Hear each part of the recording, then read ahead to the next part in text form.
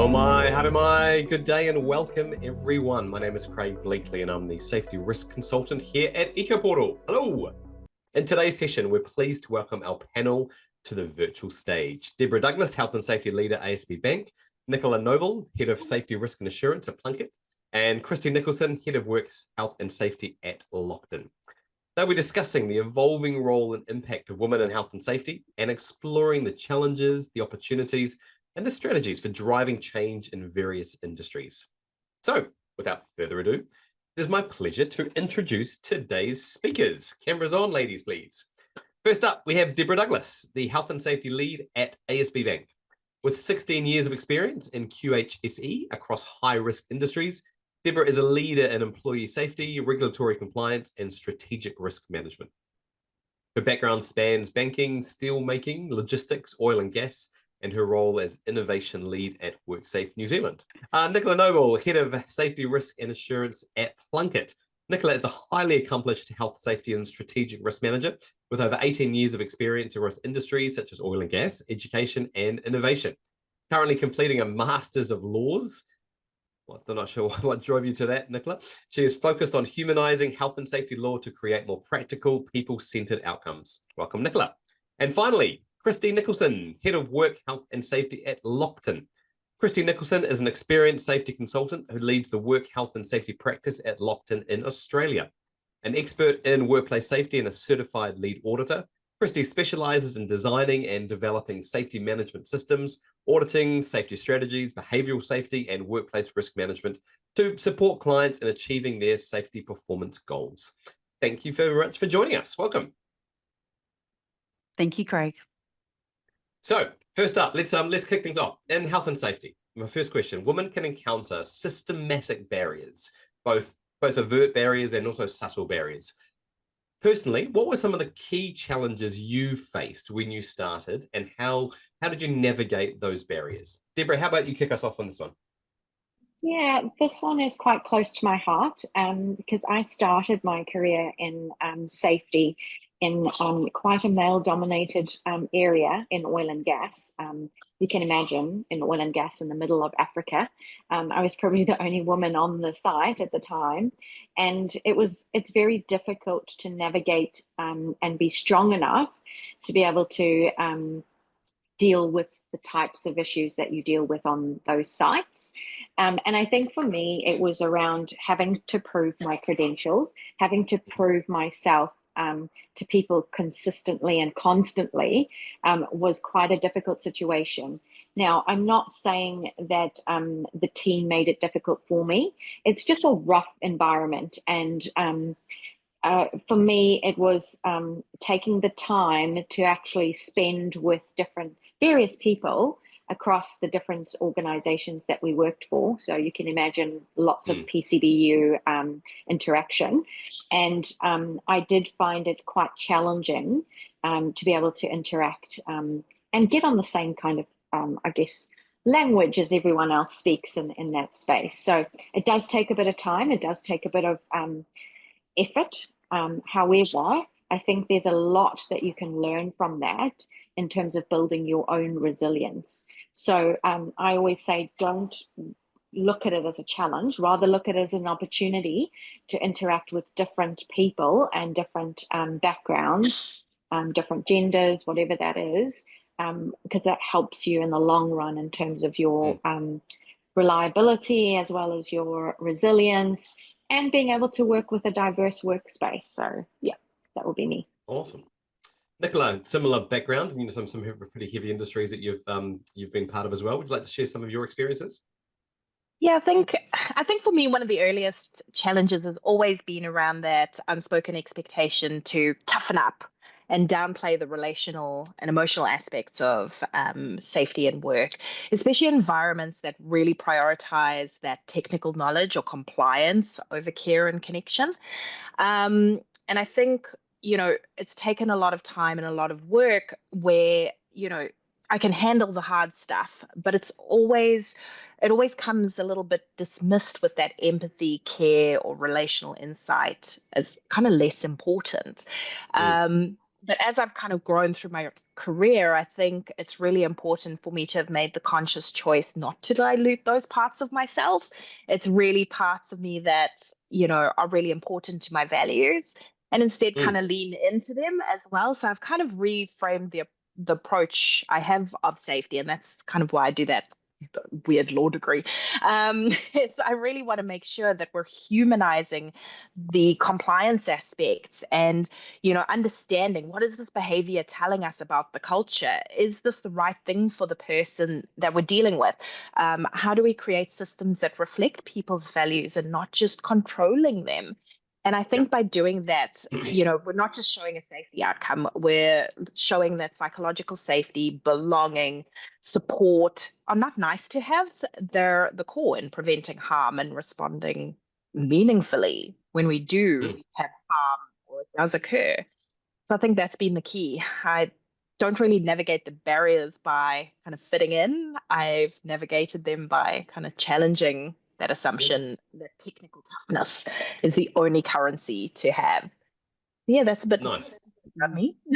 That's great insights, Nicola. I'm not going to ask all three of you for answering every single question, but I think for this one in particular, Kristy as well, I'd love to get your background in terms of really framing up, your experience as you've worked through your career and the different industries you've worked in, some of the key challenges you faced in Australia specifically, and then how you navigated those barriers. Yeah, thanks, Craig. I've once again, very similar to Nicola and Deborah, got lots of stories, and working as a consultant for 20 years plus in my working career, I've certainly worked in some very heavy male-dominated industries, and luckily, thankfully, I don't think some of the experiences that I had personally would actually occur now, and I would talk it as harassment, bullying, those types of experiences when you're a young female in your 20s and you're walking into male-dominated areas. Now, in those experiences, similar to Deborah, I developed a lot of resilience, I developed a lot of strength, and I developed a lot of respect from those males that initially were very harsh on me and treated me like a young girl. And so I think that as a female, sometimes you just need to grin and bear it, but luckily it doesn't happen so much anymore, and there's a lot more females out in the industry. But I think also as a positive side, I've actually been able to use my gender and femininity to disarm people. And I think that as females, we're a lot more approachable, and I've been able to utilise this as a real strength to engage with people both in the workplace, at the work floor, but also at a senior level. And I think that sometimes you've got to use your strengths, and I've been very successful in that, thankfully. I'm going to go off script straight away here because you just mentioned something there, Kristy, and I think my question is, as I said in the bio at the start, you've all been in the industries for 18, 20 years. Do you think what the challenges and experiences you've talked about now, back then, do you think they still exist 20 years on, or has the industry, the world improved, or at least changed over that time? Deborah, how about yourself? Knowing what you know now, do you think a new person going into your world, a young female, would experience the same challenges and barriers that you potentially found? Not particularly. However, I've never tolerated that behavior. It doesn't matter what, I've always been brought up to not tolerate that behavior. So I guess I would be pushing back, which I did in that environment that I was in. And I think, yes, you can use your gender for the strengths of being a woman, because we have more, potentially, sometimes we have more empathy. However, I probably don't look at it that way. I would say, yes, it doesn't happen as often as it does now. I think people are more aware of behavior and how we should be acting in the workplace. However, again, in those sort of situations, I would have pushed back and said, hey, that's not okay. And I would have been respected for that. So I think someone in health and safety, whether you're a man or a woman, good behavior and the way that you behave around your colleagues is key, right? So nobody, I don't care what year it is, should be having to experience that, and don't be afraid to push back in a respectful manner. But I really think you need to value yourself and value what you do to earn the respect. Cool, great. Nicola, anything to add to that in terms of is today the same from when you first started in the industry? I think there are some differences for sure. And I think depending on the industry, we're starting to see a lot more engagement with uplifting women in many male-dominated industries. But are we actually seeing any upliftment of men in female-dominated industries? I personally work for a very female-dominated industry now. I think we have 93% women on our staff. Very few male maternity nurses. And I think, there's that kind of power imbalance almost. We're not promoting the right things at the right times, because I really think we should be celebrating men who do lead with empathy and men who are adaptable and collaborative. And as Deb said, it's about people. It's not about the behavior. The behavior is, if the behavior is wrong, the behavior is wrong. And we're getting better at calling out that behavior. I think 20 years ago, it was okay not to call that behavior out, but I think in 2025, call the behavior out. We're done. We're quite done with that. Thanks. Yeah. Nice, brilliant segue into my next question. Thanks, Nicola. So leadership in health and safety has traditionally been associated with authority and control. Kristy, how can qualities like collaboration, as Nicola mentioned, consultation and adaptability can help reshape this perspective? You're focusing more effective and inclusive safety practices compared to authority and control type practices. Yeah, and I think it does reflect on from the previous question with regards to times are changing. And very much so, we're seeing safety leaders really bring their natural, caring, service-minded natures into the workforce. And I think that the safety as a profession is certainly bringing people that utilise their strengths rather than just, say, pulling someone off the shop floor or utilising the experience, and that's typically what happened about 20 years ago. I think that that people now drawn to the safety field have those natural abilities around that empathy, collaboration, adaptability. And when we think about it, consultation is written into the work health and safety legislation. Consultation, communication, participation, it's clearly the way that organisations need to identify hazards, manage risks in workplaces, and I think this really translates into those key skill sets, not just that technical skill set of, yes, I can identify a hazard and I can say this is what the control is. And I think that influencing skills are probably another one to add in there as a really strong skill set. It's really around influencing without authority, but being able to influence at all different levels. So with workers on the floor doing the tasks all the way through to senior management and board level. Without that ability to influence, I think any safety person is going to have an uphill battle making positive changes in the workplace. Cool. So health and safety leaders, and more is this the case, they're responsible not just for the compliance components, but also for the well-being of individuals, of all those individuals in the workplace.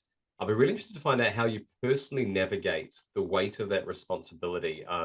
Obviously, the focus on psychosocial risk has now become a really clear mandate for a lot of health and safety managers in this profession. Deborah, how did you personally navigate the weight of the responsibility that you're also now looking after the well-being of your workers as well as the compliance against the rules? First of all, I'm going to debunk that word psychosocial. It's such a big word. I'll call it mentally healthy work because that's what we call it at ASB. And the reason why we've changed it to that name is that our people didn't connect with that word. So for me, it's about connecting with what it actually is and what are we actually digging into, and where are the boundaries in terms of what is our roles and responsibilities to keep our people safe.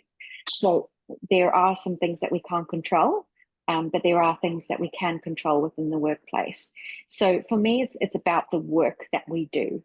It's not about the fruit on the table, or those are nice to haves, but it's really understanding the work that our people do on the ground. So it's bridging that gap between work as imagined versus work as done. And that takes a lot of dedication to making sure that you are connecting with those people on the ground. Understanding, going out, I can give an example, going out and doing an audit. I don't like to call it an audit either. Call it a bit of a learning opportunity. Going out and really understanding the work that people do and understanding the challenges that they face to be able to make change that's going to positive change, which has an impact on their mental well-being.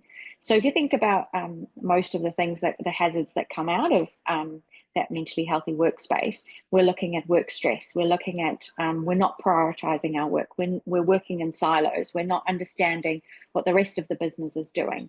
So I think being able to have a holistic view of the work that is done and the goals and, the vision of the company or organization is really important to help people to understand where we're going and how they fit into the picture. People love to feel part of the picture, and they like to feel part of the story ultimately. So for me, it's about that connection and engagement at various different levels to understand how work is done, and then understanding how do we prioritize that work to make sure that people feel like they've been included in creating something that's awesome or creating something that's great. So yeah. Great answer. Thanks, Deborah. Nicola, what are your thoughts on the whole idea of the navigating the way to the responsibility of the well-being of the people at your workplace? I think the weight is really real, especially when your work intersects so closely, especially with ours, for example, where we intersect so closely with people's homes and lives, children. The challenge is deeply human.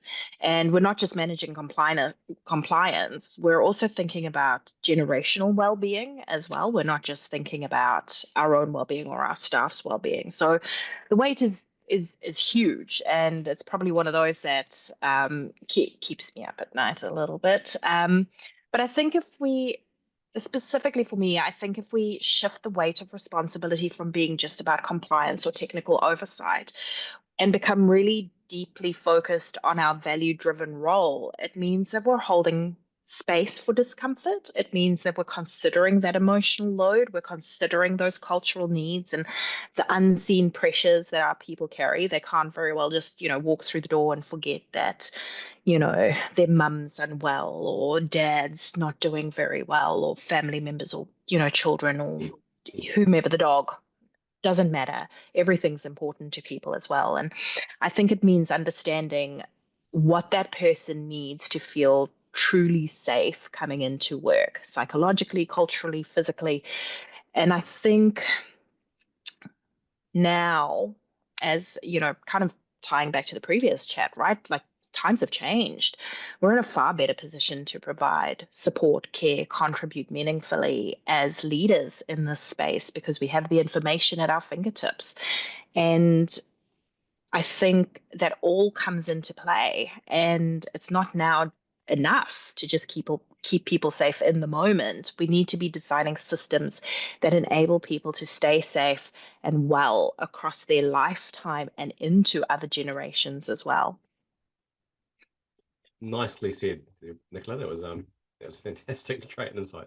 Kristy, any specific other insights from yourself on this, or should we Oh, look, I think both Deborah and Nicola put it down so well, and I wholeheartedly agree with them. And really, one of the key things that I've learned, particularly as a consultant, is really actually understanding each different cohort within the organisation, and there are always overlapping cohorts with regards to what their specific needs are, and really understanding the detail of what drives each individual cohort, and not just as I've called it. So anyone who knows me on the line will call it a scattergun approach, whereby you just try and start aiming your wellbeing program and hope that something hits.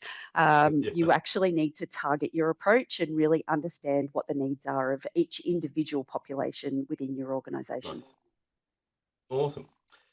So, Nicola, the focus on health and safety has often been on compliance and risk mitigation.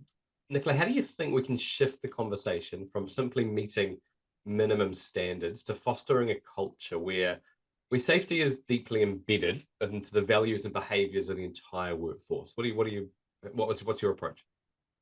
This is something I feel so strongly about. Yikes. For so long, we've allowed compliance to be the ceiling of safety. So long. And it's so frustrating when really it should be the floor. Meeting standards is important.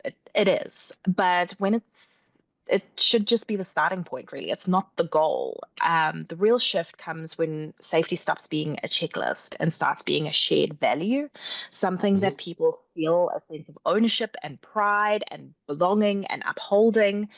So with us at Whanau Awhina Plunket, one of the ways we started shifting that conversation is by rooting safety in our organizational values, which are manaki, Maya, Mahaki, and Tuhono. And when people see themselves in the language and the principles of safety, they can then connect to who they are and what they believe in. It stops becoming something that's imposed on them and starts becoming something that they can live and breathe. And that's when you see that culture shift.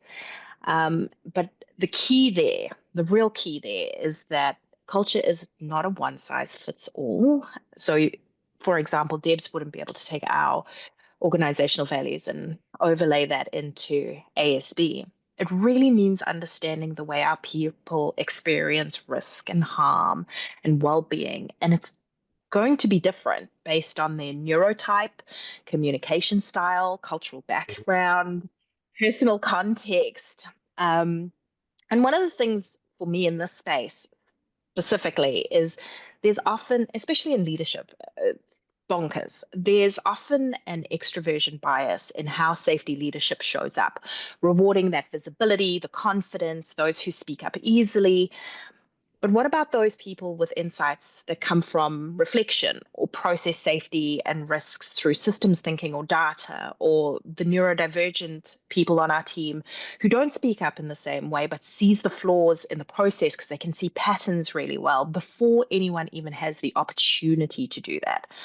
So we shift from compliance to culture when we stop measuring safety only by incidents happening or bad things happening and start listening to the people who often go unheard and have really good insights and telling us what is happening on the front line.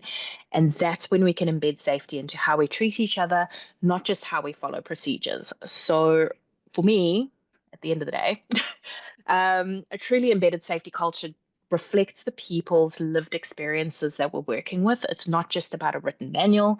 It takes deliberate leadership. It takes time. It takes trust. But at the end of the day, it's also worth it, because when we shift the focus from control to care, from processes to people, safety becomes not just part of what we do, it becomes who we are. Awesome. What an answer. Deb, can you follow that up at all? That's take that to the bank. Hard one to follow, but totally agree with what Nicola is saying. It's about humanizing the risk, right? So if I look at it, what the work that we're doing at ASB is around how do we bring health and safety into not just this thing that sits on the side, but actually how do we bring it into how we manage all risk at ASB and how and what we care about at ASB. So again, it's embedded in our values.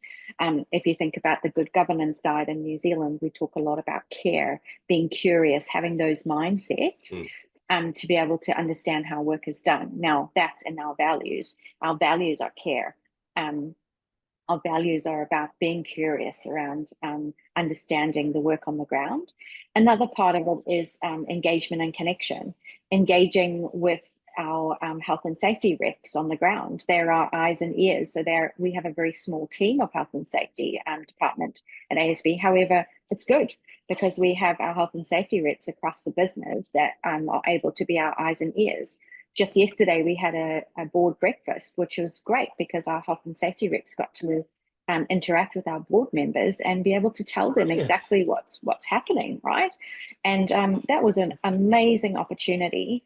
And I'm starting to see that culture shift of where people start to say to me, Deb, we used to be scared to raise an incident, and now we're okay to do that because we've really realized that we care about people getting hurt. So let's just raise those near miss reports so that we can start preventing incidents from happening. Look at the work that's going well. Let's celebrate those opportunities. I mean, we've got lots going on in terms of upliftment of critical risk controls. Let's celebrate those. And why are they working well? Get our people involved in understanding what it takes to manage critical risk. So again, I go back to that sentence, humanize the risk. Don't see it as a compliance piece. I still think there's a balance between compliance and, caring, in terms of you can bring that care aspect into the way that you use the frameworks. The ISO framework, for example, we have made that about what does it mean for our people?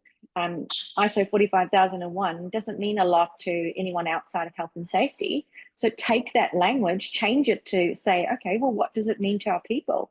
How can they interact with that framework, and how can they help us achieve keeping our people safe and well? So good. Deb, literally, you gave me goosebumps just then, thinking about the concept of introducing your health and safety reps and just pulling down any barriers of their effectiveness and their perception of value of themselves and their role to the wider organization, and exposure to the board and direct conversations happening. That is unusual. That doesn't happen. I train a lot of health and safety reps each year through the EMA for their stage 1 courses. And often they're left and they go, I've got all this information now. I've got some motivation. I've got some excitement, but I'm actually worried that my effect and my position is actually not going to be valued, or I'm not going to get the breakthrough or the ability to influence what I now know is best practice. And if they can go, shit, I know what I'm doing well, and I can get good feedback and actually start to influence or at least communicate with those that you can't get any higher decision makers on the board, that's outstanding. So well done, ASB, on that. That's absolutely brilliant. Yeah, look, Kristy, this is a great topic. It has taken time. It's not something that's going to happen overnight. Like Nicola said, it's a passion for health and safety, and those health and safety reps have a real big passion for safety and keeping their people safe. And it's also providing them the pathways to be able to bring their soft skills of leadership into the space. Yep. I mean, how many health and safety professionals started as a health and safety rep by doing the normal job, fell in love with it, and then moved on? I mean, that's exactly my journey in the world, and so many others are in that same space.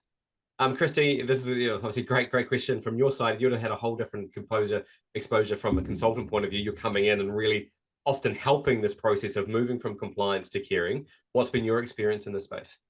Yeah, absolutely. I think that the key really here is actually to start at that board and executive level. They are the ones who need to set those safety culture expectations, and they need to live it before everyone else.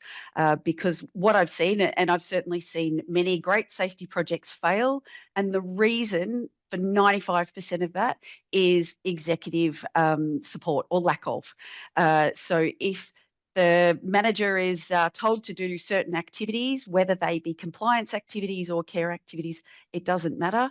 If there is no focus, oversight, care from their leader, they're simply not going to do it. Managers and supervisors have so many competing challenges, and they're only going to focus on what gets constantly reinforced. So if a senior leader doesn't actually focus on safety through positive and reinforcing behaviour, then that senior leader is going to create the tone for safety culture across the organisation. So I think that we really need, as safety leaders, we need to engage with our executives, our boards much better. We need to make sure that it's not just a simple tick and flick training. Yes, you've done your due diligence training.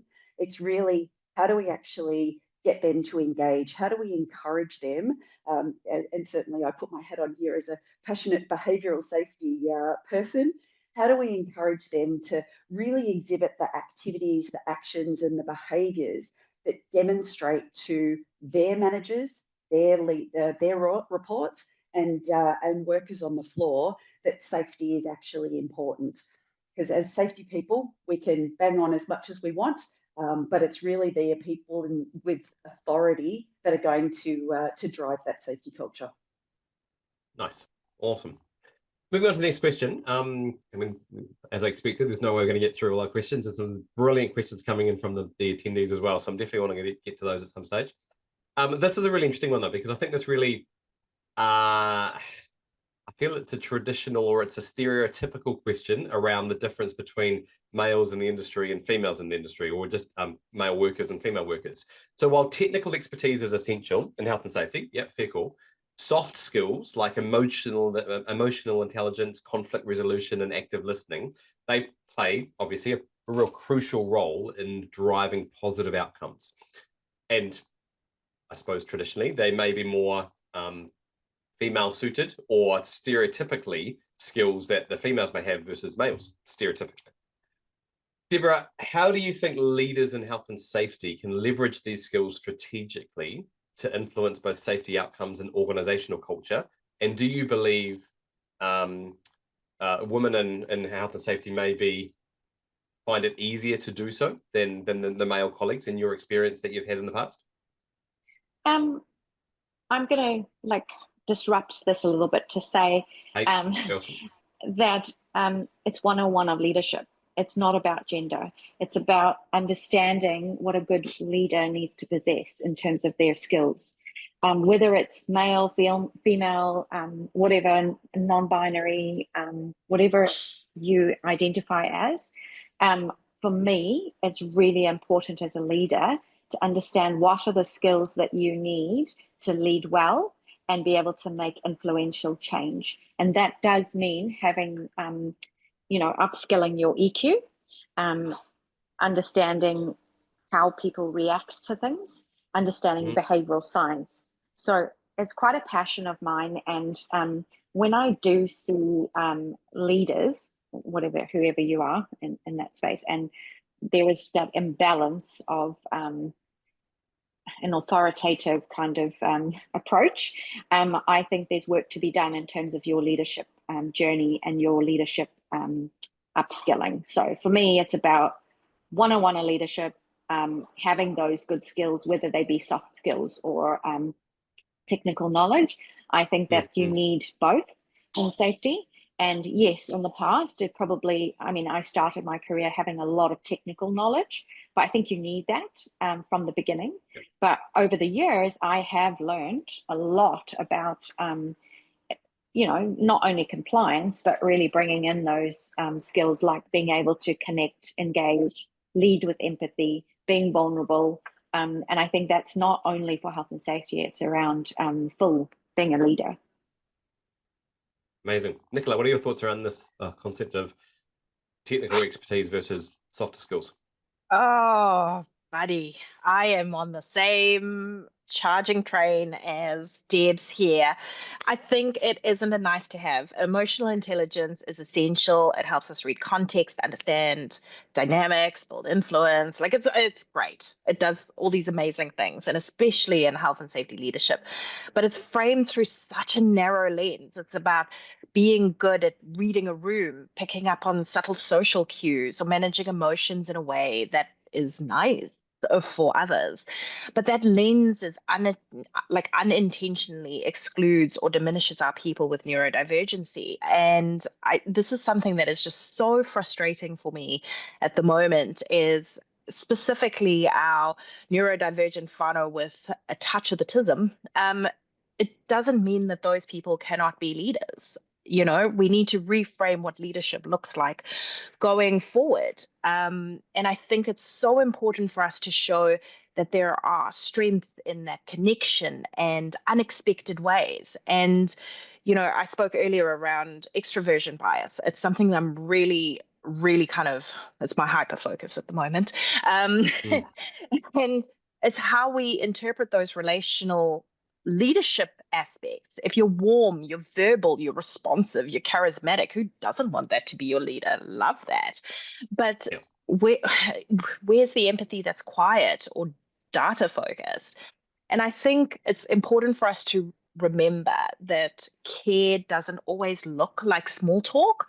Influence always doesn't look like charisma. Emotional intelligence can have precision, fairness, consistency, courageous honesty, even when it's uncomfortable. So I think, in part, our key role as women in leadership, and particularly from our diverse identity communities, it's to challenge those narrow expectations and make space for different ways of leading, listening, and connecting with people. Because when we do that, we open up the door for more people to show up fully as their whole person, and that builds stronger, safer cultures and communities. It's not rocket science, it's common sense. Amazing. Thanks. While mentorship is really important, sponsorship though, like active advocacy and opening doors for women, is often a more powerful tool for advancement through a career. Kristy, in your view, how can organizations create systems of that sponsorship in health and safety to ensure women are not just supported, but actively promoted into leadership roles? Yeah, I've been really lucky in my career. I've had a number of mentors and a number of sponsors, and those leaders have all been very diverse in their skill set and particularly those soft skills as well. And I certainly wouldn't be in the role I'm in today without that support. And I think and there's lots of organisations, and whether they be internally within organisations or externally across networks, there's lots of mentoring programs. But how many sponsorship programs are there? There aren't a lot. And also, how do leaders understand the skill sets associated with that? We get taught how to be mentors, but do we actually get taught how to be sponsors? And I think sometimes it happens a little bit organically, but I think maybe we do need some stronger programs for sponsorship and some more deliberate actions out there, because it is harder. It's much harder to actually advocate for someone and help them into different roles rather than just guiding them and giving them some advice and helping them with their thoughts and considerations. So I think that if we really help people to identify their future goals, and we really need to start with, as leaders, and I've certainly thought about this myself when we discussed this in our preparation, that we actually need to start getting ourselves out there, but also bringing up other people. And it's not just around mentoring them through that, but it's around sponsoring them and actively finding opportunities for them to develop. Awesome. What's your thoughts on that, Deborah? What's your experience in the idea of creating systems for sponsorship and health and safety for women? I think networking is probably the most important thing for an aspiring health and safety person, even for a senior health and safety person or professional. I think networking is really important.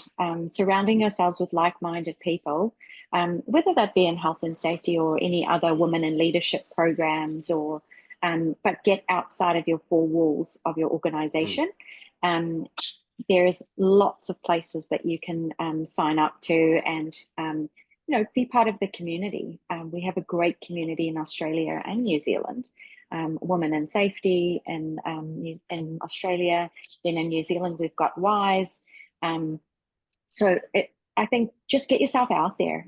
Just make a start. Go for one of the coffee groups, or just actually make that start, and you'll find that you'll have lots of people that will be able to support you, and you could potentially support them. So get out there. Don't be afraid. I know it's not easy. I'm an introvert at home, and I know Nicola's the same.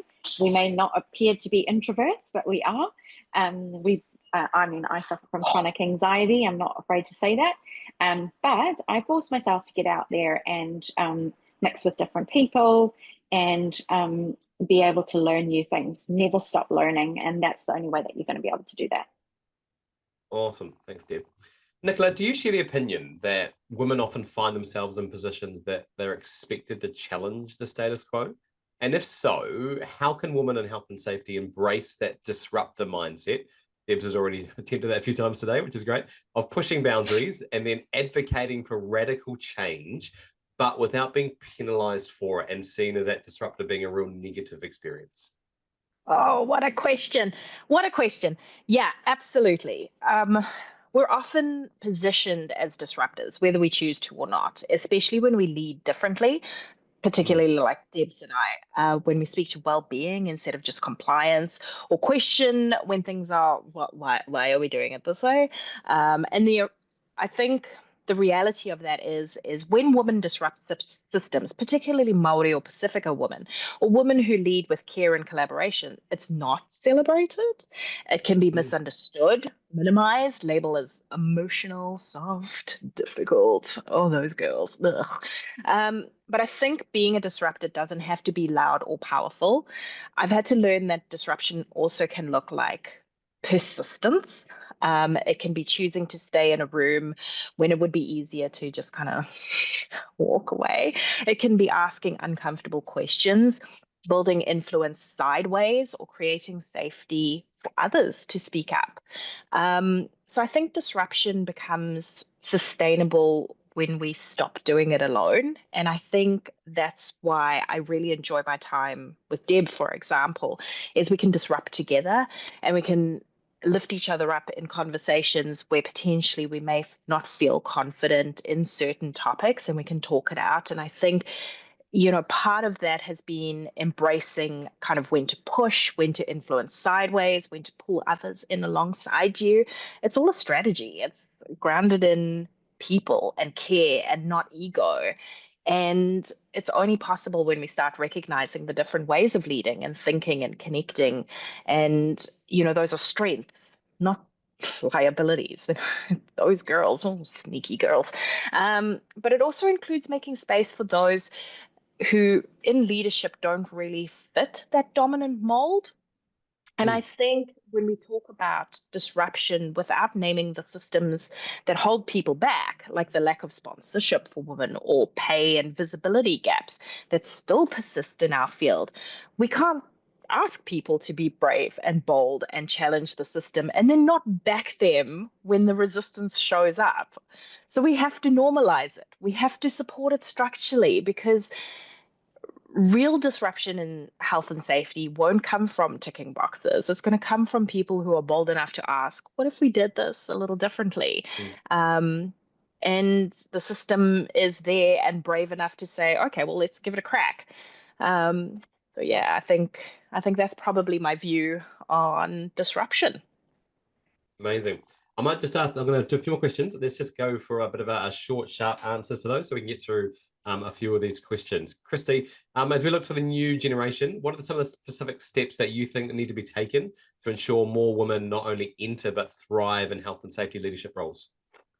Yeah, look, I think that we need to do what Deb said, get out there, network more, seek leaders, come and talk to people such as Deb and Nicola, myself, other leaders within health and safety, and ask us for help, ask us for advice, and ask us for support. And I think that that's really going to help people, is to embrace and get out there amongst other people, learn from other people, and continue to develop. Nice. Deborah, what are your steps you think should be taken to ensure more For women can me, succeed? make sure that you choose a job that you're going to be challenged in, and make sure that when you do go out there and look for positions, when you're just starting out in your career, is to ensure that you ask the questions when you go for an interview, for example, to make sure that you are going to learn from that particular leader. Too many times I've seen young women in safety going into a position, and then they are not growing because the leader is not what they expected it to be. So don't be afraid to challenge and ask questions when you're in that interview stage as to what is around your development and how are you going to learn from a leader in safety. So, yeah. Cool. Thanks, Deb. And Nicola.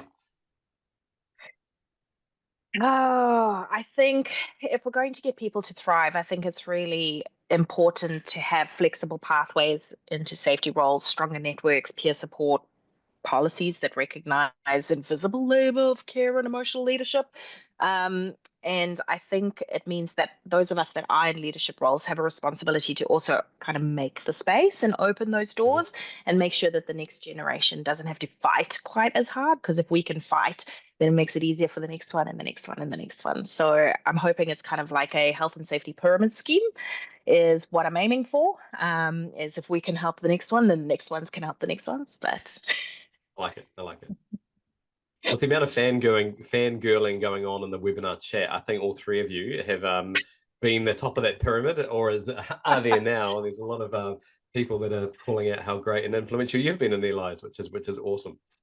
What are the types of support that male health and safety managers could provide to a young female safety professional, which would meaningfully help them address the systematic barriers that we talked about at the start of the conversation? It's a bit of a gnarly one, but I think I would like to know this answer if you've got a thought on this one. Kristy, we'll start with you again. What do you reckon in this particular space? Yeah, I think as a male leader dealing with young females, it's really about opening yourself up, being vulnerable to them, and letting them know that they can come and talk to you about anything. And of course, then being understanding when they actually do come and talk to you, because women sometimes have some weird and wonderful things going on in their lives, and being open to really understand, what's going on in their personal life, as well as supporting them in their professional life, and really, irrespective of whether you're a male or female leader, when you're dealing with a young person, it's really about making sure that you understand them and open those doors. Oh, thanks, Kristy. Deb, yourself, what sort of support could a male health and safety manager provide to a young female safety professional? I think for me, it's understanding the challenges that could be out there that the person could face, being a mentor to them, providing them the support that they need to thrive. Listening is really, really important. So that for me is probably the most important, is around that empathetic listening. So take a step back, don't always be the one that needs to talk. Make sure that they are getting their point across, and be patient. Be patient, because there aren't a lot of people getting into health and safety, and we really want to promote the industry, and we really want to promote, it's such a rewarding job. And if you can be persistent in helping someone to get to where they want to be or develop to, then what an awesome opportunity to be able to do that. So I take it as being a leader, it's a privilege to be a leader. So use your skills wisely to help others. Awesome. Thanks, Deb. And then Nicola, from yourself. Totoku, what Debs and Kirsty are saying, right, is I think listening is the key, because every person's experience is different. And I think being open to challenging your biases as well. I think we have, everybody has a bias towards something. And especially men in that leadership role, you may assume that you know what's going on for the woman or for the people working underneath you. But just listening and actually kind of maybe breaking down those biases is really important, just to get a really clear understanding. And then being supportive, being authentic and supportive. And, I look at my phenomenal manager and, moving aside barriers when I'm struggling, or just lending a helpful ear when I can't work something out. And just being supportive is, I think, the most human thing you can do is, show up. Awesome. A couple of other questions. You mentioned quickly, but the question was, can you recommend a woman in safety network to join? You did mention those two. Where is the best place to find those women in safety networks, either in Australia or New Zealand? If you go onto LinkedIn, you can look up Women in Safety. Alana, she is the owner of that space. And then Nicola, I'll ask you to talk about WISE, because you're more connected than I am in that space in New Zealand. WISE is Women in Safety Excellence, I think. And they've got like chapter groups. I think it's a subgroup of NZISM, and you can join it and show up and hang out with people that are in the same mindset as you. That's pretty awesome. And again, where do you find that, Nicola? Again, is LinkedIn will be the best place, or? Probably LinkedIn. I feel like I'm like, oh, that place. Yeah, totally. So just search on Google and that will tell you all. Yeah, fantastic. And in Australia, Kristy, what's the Australian opportunities? Oh, good question. I'm just trying to think. As far as I probably don't have a huge amount. I've got lots of LinkedIn groups that I belong to. I'm not absolutely sure on that one. I'm going to pass. Okay. Cool. No, all good. The last question, I've got 5 minutes left and I need 2 minutes to wrap up. So I've got one further question, maybe again, a quick answer. It's around neurodivergent leadership, especially around some individuals. We talked about earlier on that the need for emotional intelligence is a really important part of health and safety leadership, especially when we're moving away from compliance to caring component. And there are individuals on the spectrum or even just not that confident that suffer with actually getting or understanding or being taught, or you can't get taught emotional intelligence. How can you improve on that space if you yourself know that that's a struggle for yourself? Nicola, any thoughts on that one? It's a curly one. No, it's actually not a curly one. It's actually pretty straightforward. Every person in the world has different talents and strengths. And if you uplift those strengths, that's what you're going to get the most of, and you're going to get a really good positive experience. But if you are highlighting the negatives, and also just to be clear, it's not really a spectrum. It's more like a circle, and you're strong in communication or not so strong in emotional intelligence or vice versa. It's really kind of a spider diagram. And if you can highlight those strengths, you can really uplift someone's experience at work. So even if you can't, learn or experience emotional intelligence, you've got skills in other places. You can identify flaws in a pattern, and then you can have someone on your team. If you're in leadership, you can have someone on your team that fills that spider diagram gap that you have and say, hey, I'm not really great, but the people, can you help? And that is what makes a good team, is making sure that everybody kind of fits together and you can uplift each other in the most human possible way. Amazing. I think I'll lock that as the answer, and that's perfect. And we are getting close to time, so I feel like we could talk for hours and hours, and it's been absolutely wonderful. I'd like to thank and extend a massive thank you from myself and the whole EcoPortal team to our wonderful panelists today. It's been absolutely incredible. Really appreciate you all three taking the time to be with us for the session today, to share your insights. So awesome. And we know that everyone really enjoyed this particular time. I'll give you 20 seconds as a final sum up individually if you want to have your final takeaway. I'll leave it to you, Kristy, first. Oh, well, certainly, first of all, thank you so much for having me. And I feel privileged and honoured to be on this panel. Sometimes, the imposter syndrome comes in, and with Nicola and Deborah, they're absolutely awesome. So thank you so much. But look, certainly I can see my phone over the side of me. My LinkedIn is starting to go ding, ding, ding, ding, ding. Oh, awesome. Please, for anybody, reach out to me. I'm here. Would love to support more women in safety in Australia. So let's start up our own little coffee group. I'm based in Sydney. Yeah. Fill that gap. Awesome. Nicola, final wrap up from you. Oh, I just also want to acknowledge the women that have come before us. Like, what a time they would have had. Bless their hearts. Oof. And I am just excited about the women that are coming up through our industry at the moment. And, as we've all said, we're all open to a chitty chat. So don't be shy. We're not a scary bunch. I don't think we are. And it would be great, even just if you need to bounce off some questions. I saw some questions around near misses. We're always happy to have a little yarn about that. So yeah, just acknowledging and thanking everybody for having us today, and what a great opportunity. Debs. Wonderful. Thanks, Nicola. And Deb, final words. Cool. I don't know if my video's on, but if it's not, sorry. Yep, it is. Okay, good. Thank you so much. It's been awesome. Beautiful panel. And for those of you out there who are aspiring leaders in safety, keep going. Don't stop. It's a really rewarding opportunity. And reach out to us on LinkedIn. Nicola and I have our own podcast, so always interviewing different people across the world in terms of safety. So yeah, reach out. Fantastic. Thank you very much, ladies. Thank you for listening to safetyCast. If you enjoyed this episode, please like, subscribe, and share with your colleagues, because safety knowledge is meant to be shared. Stay safe, stay engaged, and be sure to catch our next episode for more expert insights. See you then.